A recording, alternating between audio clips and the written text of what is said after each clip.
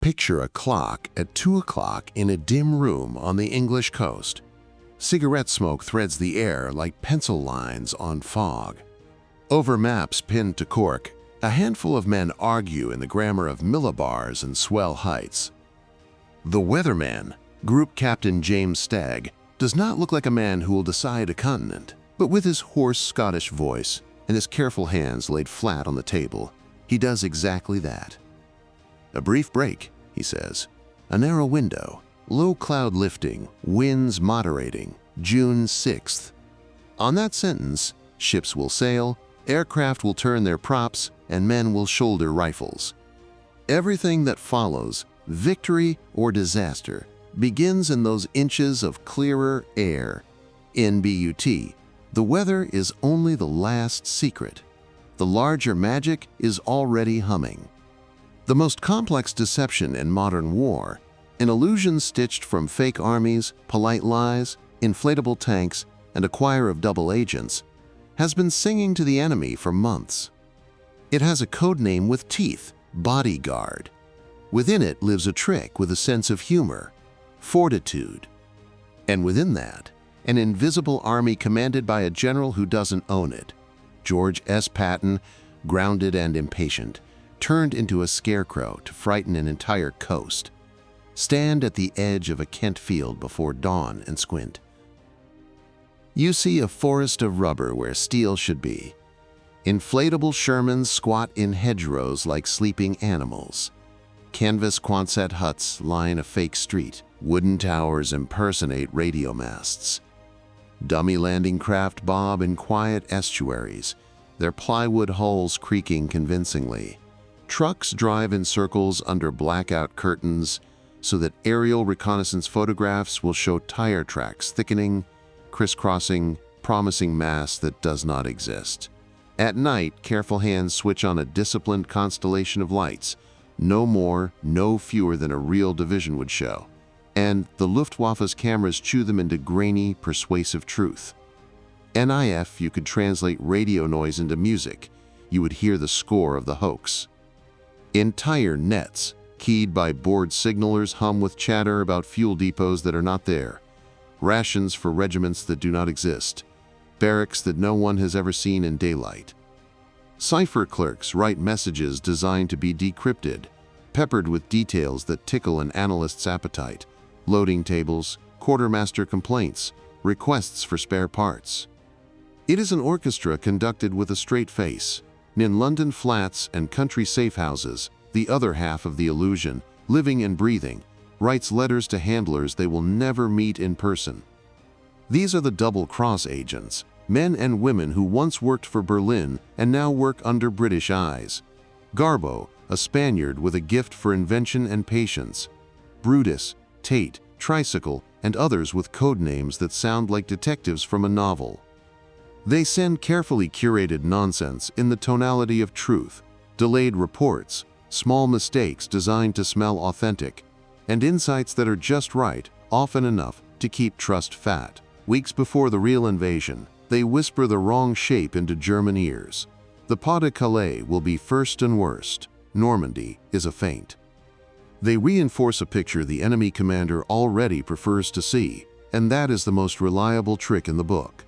Across the channel, the German wall of fortifications, Hitler's Atlantic Wall, bristles with obstacles and artillery.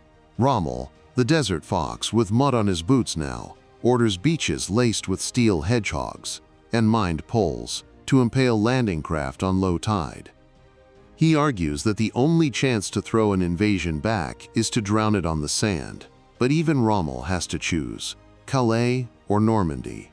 Rail schedules, fuel rations, terrain, all of it argues for Calais. The British deception machine nods encouragingly and sets another place at that table. The German High Command obliges. 15th Army, the strongest formation in France, sits like a clenched fist in the Pas-de-Calais, waiting for a blow that will never land. Back on the English side, a shipyard echoes with a new accent. The clang and hiss of impossible bridges built before they are needed. They are called mulberries, floating harbors, each a city of steel and concrete that will be towed across the channel and assembled under fire to become instant ports. Men in greasy overalls bolt together caissons the size of 10-story buildings, flood them, then raise them again, proving that gravity can be rented if you have enough pumps. To protect those harbors, they pour old merchant ships full of concrete and call them block ships. When the time comes, they will scuttle them in a careful line to make breakwaters, a necklace of wrecks where waves will spend their anger. Farther inland, pipe fitters thread miles of steel through hedgerows and under lanes, across fields and into the sea. Pluto, that is the acronym, whimsical but earnest, pipelines under the ocean. The plan is lunatic in the way good plans sometimes are. Stretch fuel hoses across the channel and pump gasoline under the waves into France so the trucks that feed the front will not starve at the pier. Test rigs groan. Geysers of petrol spray where seals fail. Engineers swear, adjust, swear again. Eventually, needles on gauges settle where the math said they could, and another secret joins the stack. In airstrips as temporary as tents, crews paint black stripes on wings and fuselages, broad invasion stripes so that gunners on ships and beaches will have one more reason not to shoot their own. Pathfinders rehearse how to jump into the dark, lay beacons, and turn fields into arrows for aircraft that will stream behind them like migrating birds. Glider pilots memorize the shape of hedgerows and church steeples by photographs pinned above their cots. Their cargo is not cargo. It is men with specific tasks. Destroy this bridge, seize that causeway, silence that battery, hold this crossroads until the sea delivers friends. On a stretch of English coast that looks like a sandbox designed by a sadist, Royal Navy frogmen and engineers practice clearing obstacles. They walk in cold water at night with tape measures and grease pencils, learn the language of the tide by touch, and then wire up real beaches with practice charges. They count seconds with wet lips under the wind, learning how gusts carry fuses and how waves tame flame. Some lose fingers in the arithmetic of wire and blast. The survivors get faster, more deliberate. When somebody says H-hour, they know exactly how much metal stands between a landing craft and a shore. There is a tactic waiting in the dark too. Strips of aluminum foil cut to a specific length. Window, the British call it. Duple, the Germans do. Drop it by the ton from aircraft, and radar sees ghosts. On the night before the invasion, entire bomber streams will fly along false routes and peel chaff into the wind, making the screens in German bunkers bloom with echoes that look exactly like fleets turning where fleets are not. Patrol boats will tow radar reflectors that mimic convoys in the narrow seas near Calais. Small craft will land special forces to ignite diversionary fires. The illusion will be three-dimensional, audible, photographic, electronic. If the enemy is cautious, he will wait for proof. Waiting will be victory. And walk into a briefing hut the night of June 5th. The air is warm with damp wool, oil, and 100 breaths. A sergeant chalks letters on a board. Neptune underlined twice. The seaborne part of the larger plan, codenamed Overlord. He points with a broken bit of chalk at 5 codenames on the coast of France: Utah, Omaha, Gold, Juno, Sword. The names sound like places in a card game. By this time tomorrow, they will sound like prayers, curses, and epitaphs. He explains currents, German gun ranges, tide tables that matter more than opinions. He tells them why they waited, the moon's brightness for airborne drops, the tide's half-rising patience to expose obstacles but not yet strand boats. He doesn't mention the argument upstairs that nearly canceled this room. He doesn't need to. The men understand weather without numbers. In a high headquarters, the Supreme Commander rubs his eyes and signs 2 messages. The first goes out broadly and says in dry staff voice that the operation is on. The second he writes by hand and puts in his pocket, just in case. A note taking personal responsibility for failure. It is an old leadership trick and a necessary one. He hopes never to show it to anyone. Even deception needs a last-minute polish. In London, Garbo and his case officer send another message to their German masters. It warns that some of the craft moving tonight may be part of a diversion and that the real blow will come near Calais. It flatters a prejudice, and prejudice is a leash with a ribbon on it. In the Pas de Calais, the German 15th Army is told to hold. Reserve armored divisions near Paris wait for an order that will come too late. Somewhere in a chateau, a staff officer muddies a decision by reaching for a book of procedures while a wireless operator asks whether the signal is authentic. It is. It simply points the wrong way. Now follow the roads to the embarkation ports. Convoys creep past hedges where children in pajamas wave through the dark. Chaplains move among the men with more listening than blessing, swapping cigarettes for silence. A private in a landing craft straps a cheap picture of his dog inside his helmet.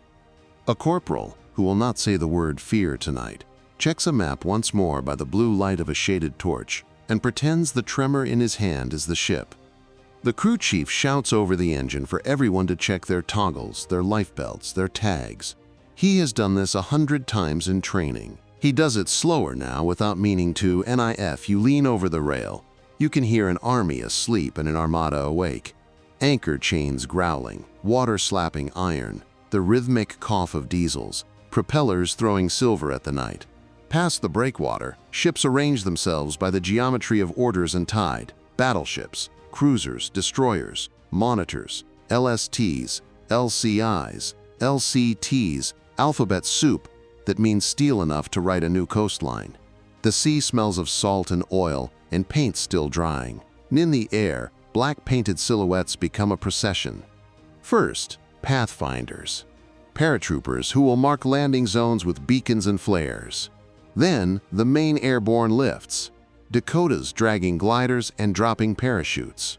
The men inside sit on canvas benches with their legs almost touching, trying not to think about how quickly a door can become a sky.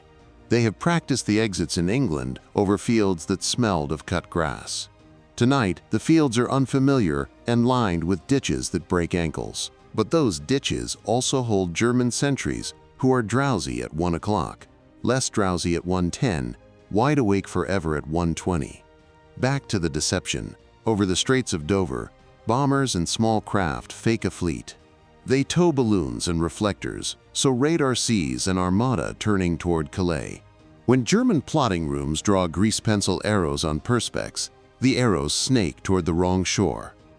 Radio nets fill with reported contacts. Shore batteries there warm their barrels and angle their mirrors. In Normandy, many batteries do not yet know they are the center of the world. And at 3 o'clock, in a French farmhouse near a causeway, a man wakes to the sound of canvas tearing. He thinks a wall has collapsed. Then he hears English swearing and the thump of boots. He peeks through shutters and sees white straps and blackened faces and eyes so bright in the dark that he closes his own. The first Allied airborne troops are on the ground. They scatter, reform, become what their briefing boards told them. Small groups with precise jobs, blow this bridge, hold that exit, seize that T-junction where, in 5 hours, a column of men who do not like seasickness will need a road. And back on the water, dawn considers its options. The horizon pulls a gray ribbon through the black. Men who haven't smoked in hours now light matches because color has rules again. A destroyer captain, he has been awake for 30 hours, looks through binoculars and sees the low coast of France like a rumor. He gives a soft order. Engines answer louder. The secret strategies are not glamorous now. They are checklists and sequence. Ships reach planned markers invisible to the eye, but not to the navigator's wrist and table. The bombardment begins, a rippling percussion like a giant tearing cloth. Batteries hidden in dunes answer. Fountains of mud leap and fall. The air fills with grit. The plan says the shelling stops at a minute that has a name. At that minute, it stops, not because the enemy is finished, but because the schedule demands it. And on the beaches, another secret makes itself visible. The entire coastline is not metal and malice where it was supposed to be. Some obstacles have been blown by men who crawled among them at night with fuses between their teeth. Some mines have been lifted by hands that do not want to shake. 10 yards of clear water becomes 20, becomes 50. It is not enough in some places. It is everything in others, NA board the landing craft. The ramps are still up. Men stand in rows that feel too intimate to share with fear. A sergeant who has never said anything poetic in his life speaks in the only meter that matters now. 2 minutes. 1. Down. The ramp drops. The first wave meets water that grabs at their thighs, then at their chests. In one sector, the sea is kind. In another, it is a conspirator with German machine guns. NBUT. This brutal opening does not belong to this part of the story yet. This first part belongs to the secrets that made this morning possible, and to the strange truth that the most important things no one will see from the sand are already working. Because while men stumble through surf and smoke, 15th Army, the best German reserve in France, still waits at Calais for a phantom army to move.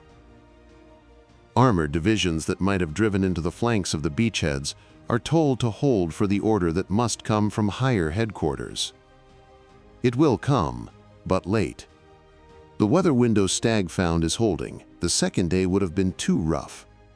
The mulberries are already under tow in the channel, ready to become ports where no port lives. Pluto is not delivering fuel yet, but its pumps are primed, its stations tested, its promise real. The false radio nets still chatter. Garbo still writes. Chaff still falls in glittering clouds along wrong routes. Radar screens still lie. The decoy fleet near Calais still makes fishermen swear.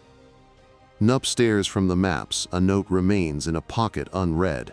The apology the Supreme Commander prepared in case the sea and the enemy and chance all conspired. It will stay there today. Not because men do not die, too many will, but because the architecture of deception, engineering, meteorology, and nerve has done what it was built to do. Give the first wave a chance better than a coin flip. NSO pause here, at the lip of the day. Here, faintly, the machinery of the hoax turning, rubber tanks slowly cooling in English fields, wooden barges nodding at their moorings, radio operators rubbing their wrists after a long night of making ghosts talk, agents in London washing their faces and wondering whether a message already crossed the channel, German analysts drawing arrows toward Calais that will be erased after lunch. NTHE Tide rolls in with its own quiet authority, as if it signed the orders. There is more to tell about how these secrets The second hands on 1,000 watches line up like teeth in a gear. A door lowers. Boots splash. A private from Ohio and a baker from Portsmouth, and a French kid watching from a hedge, all take the next breath at the same time. And a plan that was made in whispers finally has to speak out loud. And dawn lifts like a curtain. On the Normandy coast, the light is a flat gray that gives nothing away. And then, everything at once.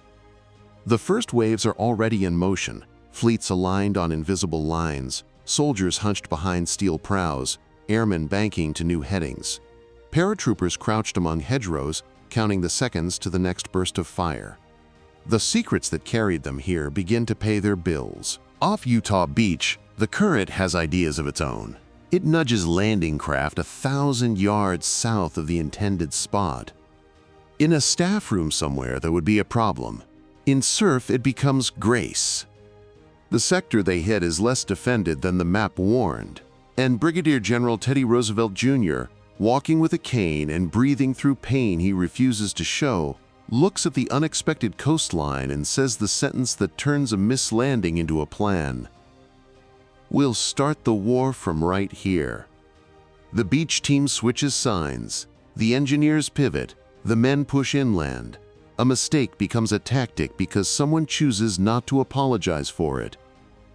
Omaha is different. Omaha is a meat grinder rimmed with cliffs and guns that survived the bombardment.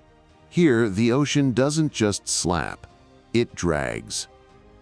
Ramps drop into water up to a man's chest, and bullets stitch the gaps between bodies and sand. Smoke that's supposed to hide them blows the wrong way and makes silhouettes instead.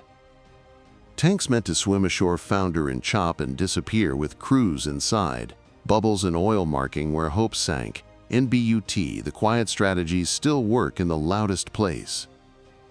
Naval gunfire officers, men with binoculars, grease pencils, and a refusal to be impressed by danger, walk their barrages in tighter and lower, spot splash, adjust, fire again.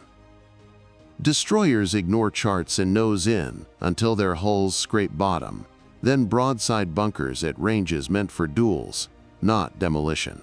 Combat engineers crawl forward with Bangalore torpedoes, long tubes of explosive they shove under wire with numb hands and turn steel gardens into paths. Companies that disintegrate leave squads. Squads that disintegrate leave pairs. Pairs find each other behind shale ridges and become units again. And because deception held German armor away, there is no immediate armored counterattack down these roads. Every minute bought by lies in Kent is a minute men can use to live. Behind the beaches, the first paratroopers have already rewritten the map. At the bridges over the Orne and the Ken Canal, gliders hit postage stamp landing zones with a violence that bends airframes around pilots. The men inside climb out bruised, count heads, and run. Major John Howard's company seizes Pegasus Bridge and holds it with the furious neatness of a drill team that bites. On the Cotentin, scattered sticks of the 82nd and 101st Airborne capture causeways, blow culverts, and turn crossroads into knots. They were trained for precision. The drop is chaos. Precision comes from will, not gravity. They make signposts with chalk and curses, and the sea will need those signposts at noon. Non-gold, Juno, and sword. The British and Canadians hit beaches packaged with their own particular punishments. Towns that turn each street into a funnel. Fields sharpened by hedgerows. Strong points with names that sound like jokes until they fire. Assault teams that rehearsed 100 times perform under live fire as if the rehearsal never ended. Flails. Tanks with rotating chains that beat the ground to detonate mines, clear lanes. AVREs, armored vehicles with pet names and ugly silhouettes, drop fascines into craters, plant bridges from their bellies, and turn medieval tools into modern solutions. Where concrete shrugs off shells, torpedoes of explosive shaped in cylinders, Hobart's funnies, they call the whole menagerie, argue with physics until physics gives. Inland, commandos link with paratroopers in handshakes that feel like both relief and relay. Every successful link is a stitch in a wound the coast once was. And above, deception keeps working. German radar stations along the Pas-de-Calais still read phantom fleets. Luftwaffe controllers vector pilots toward ghosts glittering with chaff. What aircraft reach Normandy do so too late, too few, and through a sky already striped with Allied fighters? 15th Army remains frozen, held by an illusion's hand on its shoulder. High Command hesitates because the messages from London, the ones crafted by Double Cross, confirm what their models prefer. Normandy is a demonstration. Calais will be decisive. The hoax has found the hinge in the enemy's mind and leaned. By afternoon, Mulberry A and Mulberry B, those two floating harbors, are arriving behind tugboats that look comic next to the bulk they tow. One will sit off Omaha, the other off Gold. Phoenix caissons, those hollow towers of concrete built in secret coves, ride low in the water like patient giants. At pre-plotted coordinates, they flood and settle to the bottom, roofs nosing below waves, forming breakwaters one rectangle at a time.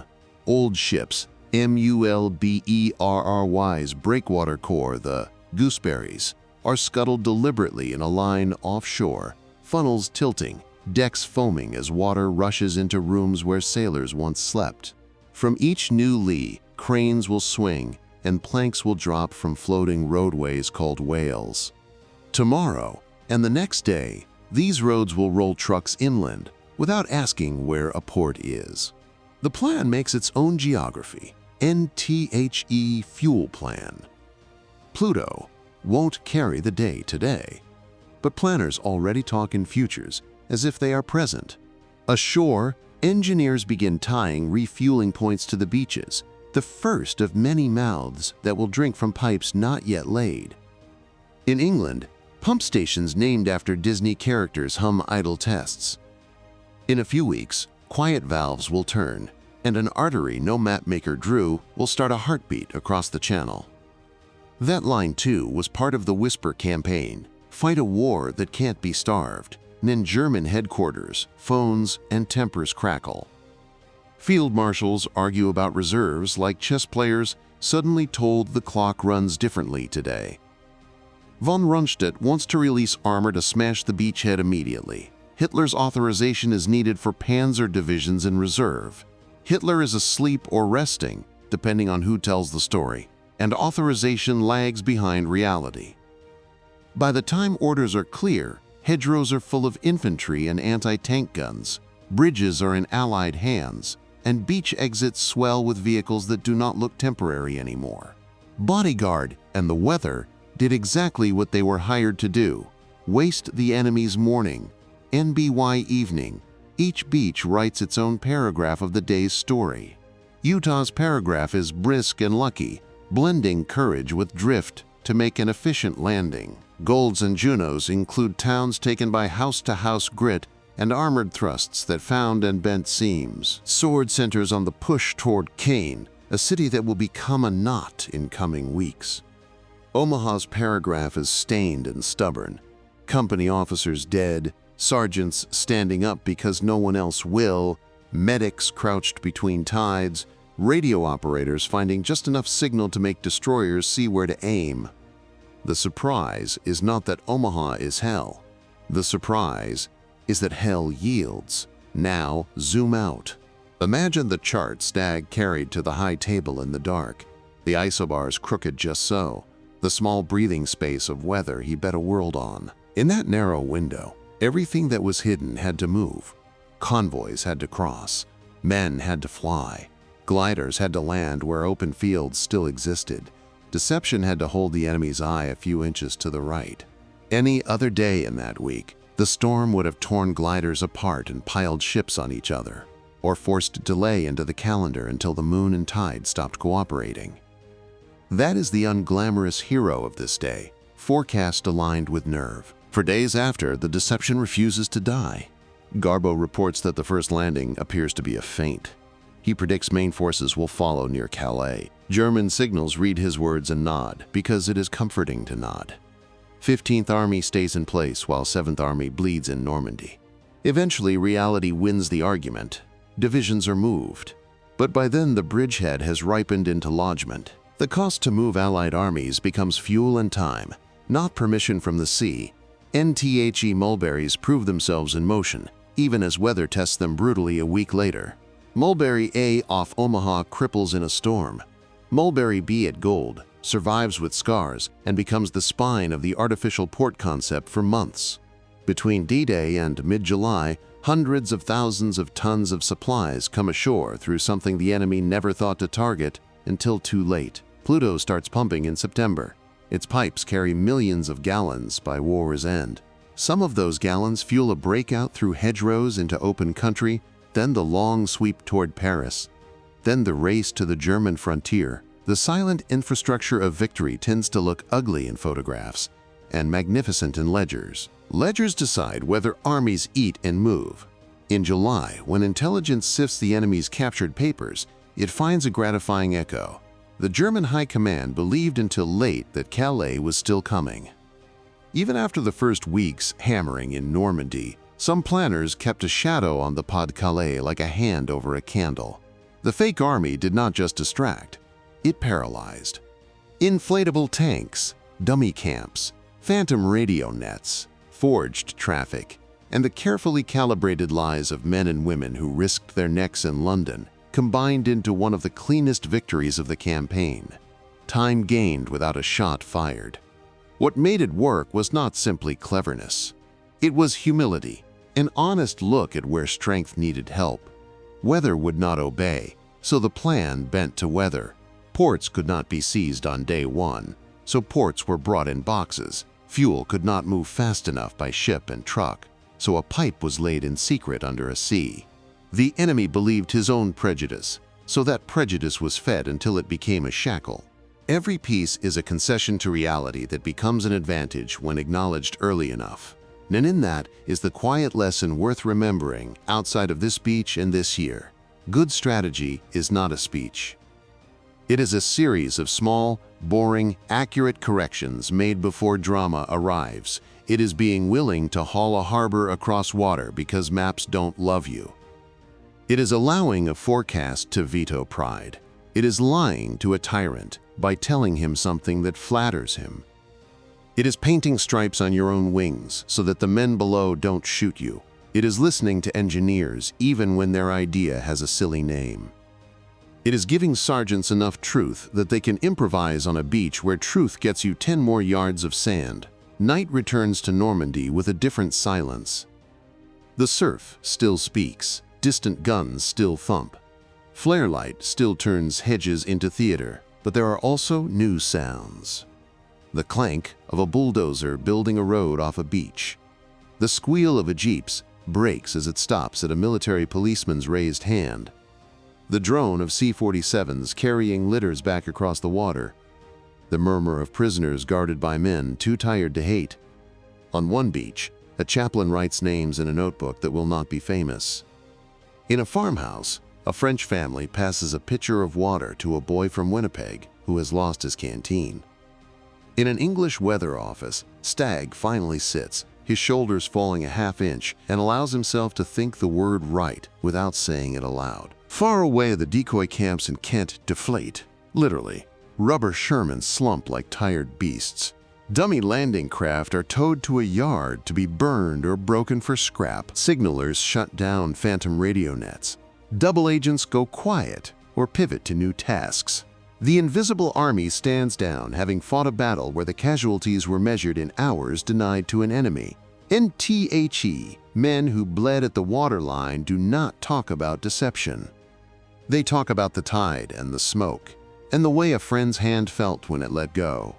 But somewhere, a staff officer writes a summary that will age well. The greatest amphibious landing in history was made markedly less murderous by choices made months earlier in rooms without windows. NBY, the time the real ports fall. Cherbourg strangled but salvageable. Le Havre battered. Antwerp cunningly captured intact but trapped behind German-held banks. The artificial harbors have already paid the rent 100 times. By the time armored divisions fan out into France, the pipes under the water have begun to drink and exhale. And by the time anyone in Berlin stops believing in the Pas-de-Calais phantom, Normandy is no longer a question. It is an answer. NSO, close the map. Let the thumbtacks stay where they are. Utah, Omaha, Gold, Juneau, Sword. Each a story of its own courage and its own math. The final image belongs in two places at once. On a cold English coast months earlier where rubber tanks fooled a camera, and on a warm French strand where real tanks crawled ashore because that camera kept a panzer division waiting where it could do no harm. NIF, you want an epitaph for this day written in the voice of strategy. It is this N whispers built a road. Weather held the door. Engineers brought a port. Spies fed a prejudice. Pilots threw mirrors in the sky. Sailors drove steel onto sand. Soldiers did the rest. And because all of that happened in that order, the tide that came in carried an army with it. And when it went out, it left something behind that would not be washed away. NTHE war would go on. Hedgerows, cities, rivers, with bridges that argued back, but the hinge of the Western Front had turned. A plan spoken out loud once the day began had been written in a language the enemy could not unhear. Men folded their maps, the sea exhaled. And somewhere, in a pocket, the apology note stayed unread.